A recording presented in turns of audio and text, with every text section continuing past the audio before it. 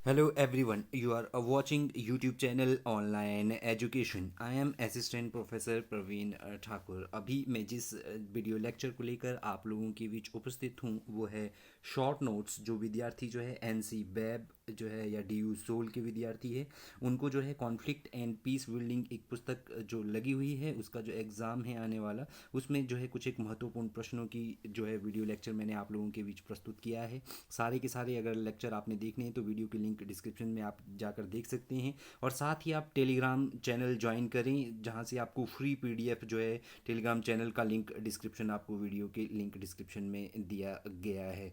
तो शॉर्ट टिप्पणी से संबंधित शॉर्ट नोट्स भी आपसे पूछे जाते हैं कॉन्फ्लिक्ट एंड पीस बिल्डिंग में। तो कई बार आपसे प्रश्न पूछा जाता है स्ट्रक्चरल वायलेंस और डायरेक्ट वायलेंस क्या है। अलग अलग से टिप्पणी पूछी जाती है कि संरचनात्मक हिंसा पर टिप्पणी लिखिए या प्रत्यक्ष हिंसा पर टिप्पणी लिखिए, कॉन्फ्लिक्ट एंड पीस बिल्डिंग। तो इस वीडियो लेक्चर के माध्यम से मैं आपको बताऊंगा संरचनात्मक हिंसा क्या होती है और प्रत्यक्ष हिंसा क्या होती है। यदि आपको और वीडियो लेक्चर जो है देखने हैं तो आप चैनल को सब्सक्राइब ज़रूर करें। संरचनात्मक हिंसा जो है स्ट्रक्चरल वायलेंस क्या होती है इसको हम समझने का प्रयास करेंगे कि हिंसा क्या होती है। हिंसा तो आपको पता है कि जब जो है खून खराबा हो या जो है दूसरे समूह को जो है नुकसान पहुंचाया जाए, चोट पहुंचाई जाए, उसे जो है हम हिंसा का नाम देते हैं। लेकिन संरचनात्मक हिंसा क्या है, स्ट्रक्चरल वायलेंस क्या होती है, इसको हम समझने का प्रयास करेंगे।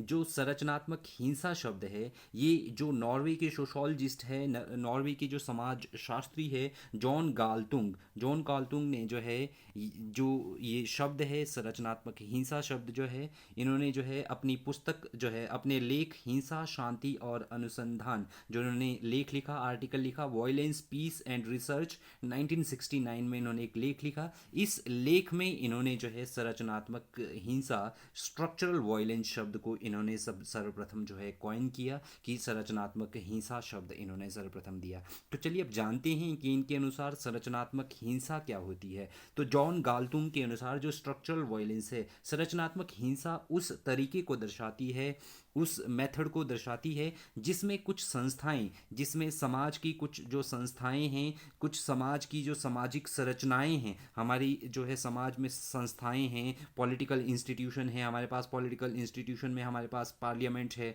ठीक है। इसके अलावा हमारे पास इकोनॉमिक इंस्टीट्यूशन है, बहुत सारे पॉलिटिकल इंस्टीट्यूशन में पार्लियामेंट है, प्राइम मिनिस्टर है, हमारे पास प्रेसिडेंट है, ठीक है, लोकसभा है, राज्यसभा, ये हमारे पास जो है पॉलिटिकल राजनीतिक संस्थाएं हैं ये हमारे पास। इसके अलावा समाज की कुछ जो है सामाजिक संरचनाएं हैं, ठीक है, जो है कुछ व्यक्तियों को नुकसान पहुंचाती है। अर्थात समाज की कुछ संस्थाएं और सामाजिक संरचनाएं जब समाज के कुछ व्यक्तियों को नुकसान पहुंचाती है और उन्हें जो है अपनी ज़रूरतों को पूरा करने के लिए विकसित करने से रोकती है। अर्थात जब समाज की कुछ संस्थाएं या सामाजिक संस्थाएं या संरचनाएं जब समाज के कुछ व्यक्तियों को उनको जो है अपनी ज़रूरतों को पूरा करने से और उनको जो है विकास करने से या उनको विकसित करने से रोकती है तो उसे जो है जॉन गॉल्टुंग ने संरचनात्मक हिंसा का नाम, स्ट्रक्चरल वायलेंस का नाम जो है जॉन गॉल्टुंग ने इसको दिया है। अर्थात इस उनका कहने का क्या अर्थ है कि अगर समाज की संस्थाएं कुछ ऐसा कानून बना रही है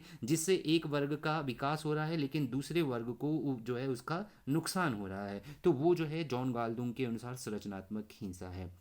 तो वो उनका मानना था कि जो स्ट्रक्चरल वायलेंस है उससे नागरिकों के बीच जो है इनइक्वालिटी उत्पन्न होती है, उससे नागरिकों के बीच असमानता उत्पन्न होती है, ठीक है। कैसे असमानता उत्पन्न होती है, जब समाज की मान लो समाज का जो पॉलिटिकल इंस्टीट्यूशन है, ठीक है, समाज का जो संसद है, ये हमारे पास राजनीतिक संस्था है, जब संसद कोई ऐसा कानून बनाएगी जिससे एक वर्ग को फ़ायदा है दूसरे वर्गों को जो है उसका नुकसान है तो उससे जो है समाज में इक्वालिटी थोड़ी ना आएगी, उससे समाज में असमानता, इनक्वालिटी उससे जो है समाज में उत्पन्न होगी, ठीक है।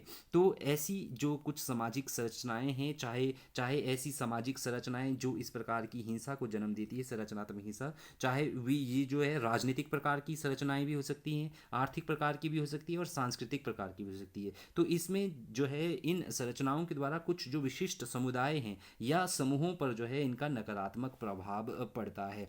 जैसे मैं आपको उदाहरण देता हूँ, उदाहरण के तौर पर जो है उदाहरण की इसकी उदाहरण है जैसे वर्गवाद है ना। वर्गवाद जो क्लास स्ट्रगल है, चाहे वो मार्क्सिज्म का कॉन्सेप्ट है, वर्ग जो है उच्च वर्ग और निम्न वर्ग का आपने जो है कॉन्सेप्ट देखा होगा, जिसमें जो है उच्च वर्ग और निम्न वर्ग का हमारे पास बीच एक कॉन्सेप्ट है स्ट्रक्चरल हिंसा का, जिसमें ये माना जाता है कि उच्च वर्ग के पास जो है हाई स्टेटस है, उनके पास जो है पॉलिटिकल पावर है, और जो निम्न वर्ग है उन्हें जो है बहुत सारी चीज़ों से वंचित रहना पड़ता है। इसके अलावा हमारे पास जो है जेंडर का कॉन्सेप्ट आपने देखा होगा, जिसमें हमारे पास मातृ सत्तात्मक समाज और पितृ सत्तात्मक समाज जो है जिसकी हम बात करते हैं, पेट्रियार्टिकल सोसाइटी और मेट्रियार्टिकल सोसाइटी की, जिसमें जो है नारीवादी आंदोलन आपने देखा होगा। नारीवादी जो है, जो नारियां हैं, जो महिलाएं हैं, वो अपने अधिकारों के लिए जो है नारीवादी आंदोलन चला रही है पितृसत्ता के खिलाफ। पितृसत्ता क्या है, जिसके तहत, ठीक है, पितृसत्ता क्या है, जब जो है परिवार समाज और जो है राजनीति के प्रत्येक निर्णय में जो है पुरुष प्रधान समाज रहेगा, पुरुष वर्ग की जो सोच रहेगी उसे हम पितृसत्ता का नाम देते हैं। तो पितृसत्ता के खिलाफ जो है मातृसत्ता जो है अस्तित्व में आई है, ठीक है। मातृसत्ता मीन्स कि परिवार समाज और राजनीति के प्रत्येक निर्णय में महिलाओं को भी पुरुषों के समान जो है इक्वल जो है क्या मिले, एक समान जो है उनको भी निर्णय निर्माण की प्रक्रिया में शामिल किया जाए, इसके लिए मातृसत्ता। तो यहाँ पर जो जेंडर है, जेंडर जो है, जो नारीवादी आंदोलन है, स्ट्रक्चरल वायलेंस के द्वारा जो है इनका मानना है कि समाज में जो संस्थाएं हैं, चाहे वो पॉलिटिकल इंस्टीट्यूशन है, उनके द्वारा इस तरीके की पॉलिसीज़ बनाई जाती है जिससे जो है पुरुष वर्ग को तो फ़ायदा होता है, लेकिन महिलाओं को, जो महिला वर्ग है, उसे जो है नुकसान पहुंचता है। या इसके अलावा आपने रेसिज्म का कॉन्सेप्ट देखा होगा, नस्लवाद, जिसमें एक नस्ल को जो है प्रमुखता दी जाती है और दूसरी नस्ल के लोगों को राजनीतिक आर्थिक अधिकारों से वंचित किया जाता है। जैसा कि आपने जो है जर्मनी में कॉन्सेप्ट देखा होगा ज्यूइश रेस, या आपने जो है अफ्रीका के बहुत सारे देशों में से देखा होगा। तो संरचनात्मक हिंसा साधारण शब्दों में क्या है, ये उस जो है तरीके को दर्शाती है जिसमें समाज की संस्थाएं और कुछ सामाजिक संरचनाएं जो है क्या करती है, कुछ एक वर्गों को जो है नुकसान पहुंचाती है, अर्थात ऐसे वर्गों के बीच असमानता जो है क्रिएट करती है। तो ये है हमारे पास संरचनात्मक हिंसा। तो चलिए अब जानते हैं प्रत्यक्ष हिंसा क्या है, डायरेक्ट वायलेंस क्या है। जैसे कि अपने आप में ही प्रत्यक्ष शब्द बता रहा है कि इसमें जो है फोर फ्रंट पर जो है हिंसा होती है। प्रत्यक्ष हिंसा का साधारण शब्दों में अर्थ है प्रत्यक्ष शारीरिक आक्रमण या फिर हत्या कर दी जाए। यदि जो है प्रत्यक्ष हिंसा हम उसको कहेंगे यदि कोई व्यक्ति जो है प्रत्यक्ष तौर पर किसी दूसरे व्यक्ति को शारीरिक जो है नुकसान पहुंचाता है, उसके शरीर पर आक्रमण करता है, या किसी अगर व्यक्ति की हत्या कर दी जाए प्रत्यक्ष तौर पर, तो उसे जो है प्रत्यक्ष हिंसा का नाम दिया जाता है।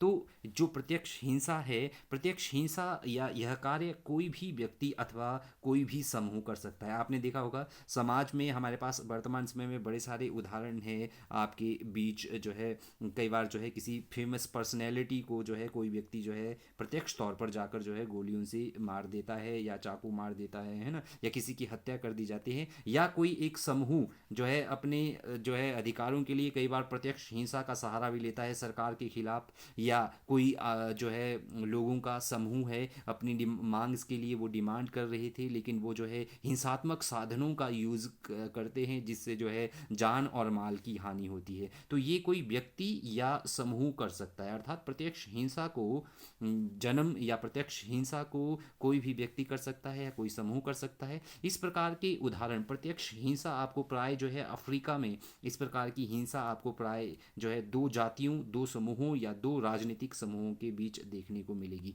तो अफ्रीका में जो दो रेसिस है, दो अलग जातियों के समूह है, दो अलग राजनीतिक समूहों से संबंधित जो लोग हैं, उनके बीच जो है इस प्रकार की प्रत्यक्ष हिंसा देखने को मिलती है, जिसमें जो है बहुत सारे व्यक्तियों की जो है मौत भी हो जाती है। कई बार जो है रिसोर्सेज के लिए इनमें जो है लड़ाई होती है, ठीक है। तो वहाँ पर जो है दो वर्ग है, दो जातियाँ हैं, खांडा और बुरूडा। इन समूहों के मध्य जो है हिंसा इसका एक मुख्य उदाहरण है। प्रत्यक्ष हिंसा का मुख्य उदाहरण जो है अफ्रीका में पाया जाता है, ठीक है। इसके अलावा जब औपनिवेशिक शासन था, कॉलोनियलिज्म था, जब जो है इन बड़ी बड़ी जो जो है महाशक्तियों ने जो है तीसरे विश्व के देशों को, अफ्रीका और एशिया के देशों को अपने अधीन जो है कॉलोनी बनाकर रखा था और इनका शोषण किया था। तो औपनिवेशिक शोषण काल में जो है प्रत्यक्ष हिंसा के बहुत सारे उदाहरण मिलते हैं। जब जो है चाहे आप भारत को देखें या इसके अलावा एशिया की विभिन्न कंट्रीज़ को देखें, तो औपनिवेशिक काल में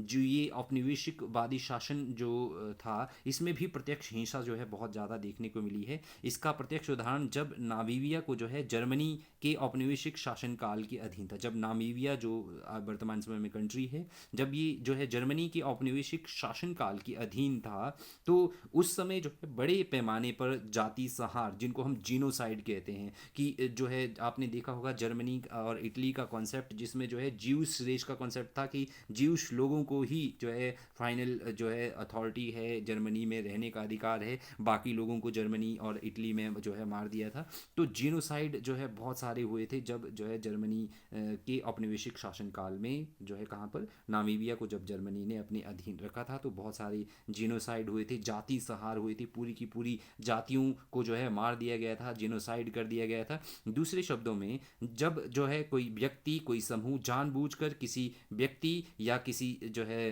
वर्ग को शारीरिक या मानसिक हानि पहुंचाता है, तो उसे जो है प्रत्यक्ष हिंसा का नाम दिया जाता है। ठीक है, इसे प्रत्यक्ष हिंसा का नाम दिया जाता है। जैसे इसका उदाहरण है नरहत्या। यदि कोई ए व्यक्ति बी व्यक्ति का जो है मर्डर कर देता है, हत्या कर देता है, कोई ए व्यक्ति जो है ए वर्ग जो है बी वर्ग का जो है हत्या कर देता है, या ए जाति जो है बी जाति के समूह का जो है नरसंहार कर देती है, तो उसे नर हत्या, या इसके अलावा जाति संहार, पूरी की पूरी जाति का संहार कर देना, जीनोसाइड, जिसको जो हम एथनिक जो है जीनोसाइड कहते हैं।